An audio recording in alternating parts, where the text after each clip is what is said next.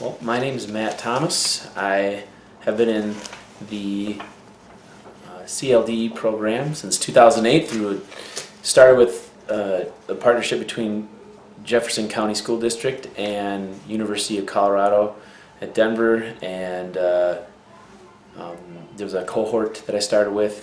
What did I learn in the years that I've spent in this program? One thing is analyzing statistics from my high school. I really got a chance to dig deep into the demographics and the statistics from standardized test scores and understanding how what those scores mean and how we can improve them.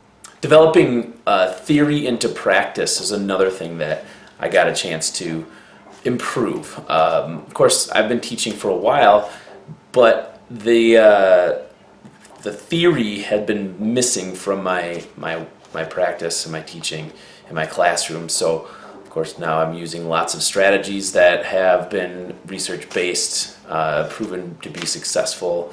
Things like close reading and interactive lectures and visual realia, shared learning, specific grouping, scaffolding, graphic organizers, providing language and content, objectives every day, warm-ups, ticket outs. These are all strategies that help students not only acquire new language, but to process it.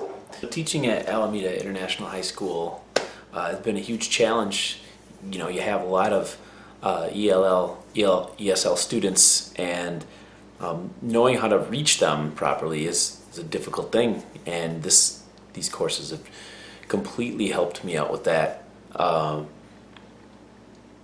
Starting with where they're from, very important to know what kind of experiences they've had, their prior knowledge. So you really kind of have to assess that, and then you need to figure out where they're truly at. What level can you approach them with in their language development and understanding the content, and providing the correct strategy for them to do that is very important. It's difficult to do, but there's lots of variety that you can use since you have students from all over the place. Well, I usually have an enormous amount of levels of different types of learning in my classes at Alameda, from advanced to non-English proficient, and all in the same classroom. So it's a very huge challenge to try to meet the needs of all those students. But these classes have totally helped me be able to do that.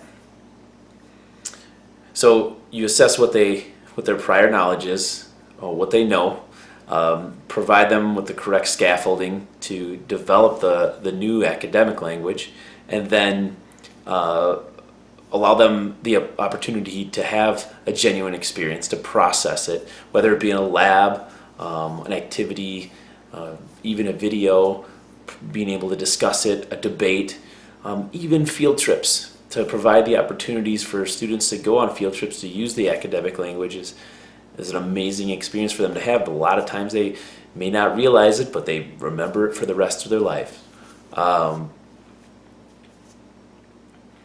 I love being able to do that with those students, being able to give them those genuine experiences and see their language continually develop as they use it in the classroom, in discussions, in labs, and it really makes you feel good as a teacher, walking around the classroom and hearing the things that you want them to use. Orally, very important for them to be able to comprehend those things. Those are all parts of the strategies that these courses, this whole experience, has provided me the opportunity to really become more of a master teacher, confident in the process that it takes, that I'm able to take them through. That brings it to an assessment. So when you assess students, and assessing them properly is important. Being able to provide them the correct level in which they need to approach the assessment, whether it be practicing and reviewing, or even taking the test and being able to, as a teacher, modify and differentiate the questions properly to make sure that each student's needs are met, that they are able to, that the assessment truly assesses what they know, and without having them struggle through questions and dealing with going through too much language and not understanding what the question's asking. You want to get rid of all that and just figure out what that student knows, making sure you make the good, appropriate questions, add pictures, reduce language, reduce options, things like that. All those more strategies developed through this entire experience. I couldn't particularly do any of these things without some great teachers that helped me along the way. Gavin Dennett was an instructor that was part of the cohort in the relationship between Jefferson County and UCD, and learning the history of language development through him. I mean, he's always telling some great stories. Connie Cowell helping me with my action research project and facilitating that class with me, making sure that I could really accomplish what I was going for, and focusing on that oral language development in my class and collecting specific data. It was really cool that she was able to help me with that. The Ian Hooper in class in how youth develop their language, the specific ways that they normally develop language, and I'm never forgetting the story about Jeannie. Wayne Gilbert helping me understand ways of thinking in adults this time, not so much kids. Luis Poza allowing me to use my prior knowledge of all the classes that I've taken and apply it to the multicultural class. It was neat to be able to kind of sum it all up in his class. And throughout this process, I really was able to change my philosophy from being a conservative approach to being more progressive, a social progressive approach. I was able, the courses challenged my writing and my thinking, and I developed numerous friendships throughout all of the classes, and sometimes colleagues, strengthened relationships with them.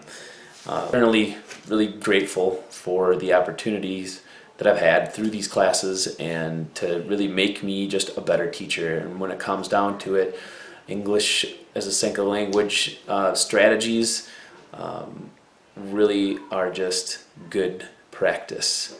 And this whole process only made me a better teacher. Thanks.